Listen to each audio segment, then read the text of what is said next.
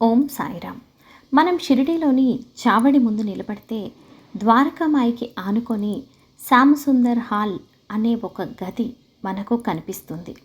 దీనిని సోలాపూర్కు చెందిన సకారాం ఔరంగాబాద్కర్ నిర్మించాడు. అతని భార్య గంగూబాయి. వీరికి సంతానం లేదు. ఆమె 1911 సంవత్సరంలో బాబా గురించి విని మొదటిసారి షిరిడీకి వచ్చింది. బాబా ఆశీర్వాదంతో ఆమెకు 1912 సంవత్సరంలో మగపిల్లవాడు, 1915 సంవత్సరంలో మరో మగపిల్లవాడు పుట్టాడు. ఈ కథను హేమాడ్ పంత్ సాయి సచ్చరిత్రలోని 36వ అధ్యాయంలో క్లుప్తంగా రాశారు. 1912 సంవత్సరంలో మొదటి బిడ్డకు జన్మనిచ్చిన తర్వాత ఆ దంపతులు షిరిడీకి వచ్చి బాబాను దర్శించుకొని కృతజ్ఞతలు తెలియజేశారు. అంతేకాకుండా 500 రూపాయలు దక్షిణ కూడా సమర్పించారు.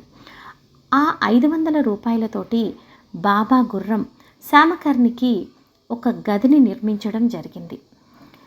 ఆ గది తలుపు పైన శ్యామసుందర్ హాల్ అని కూడా ఒక బోర్డు అమర్చబడి ఉంది.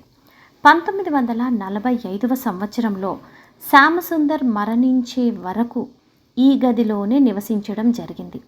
ఆ తరువాత ఈ గదిని 1998 వరకు పారాయణ హాల్గా ఉపయోగించారు.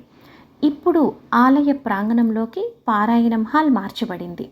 కానీ ప్రస్తుతం ఈ గదిని బాబావారి దుని కోసం కర్రలు, పిడకలు ఇలాంటి వస్తువులన్నీ భద్రపరిచే గదిగా శ్యామసుందర్ హాల్ని ఉపయోగించడం జరుగుతుంది.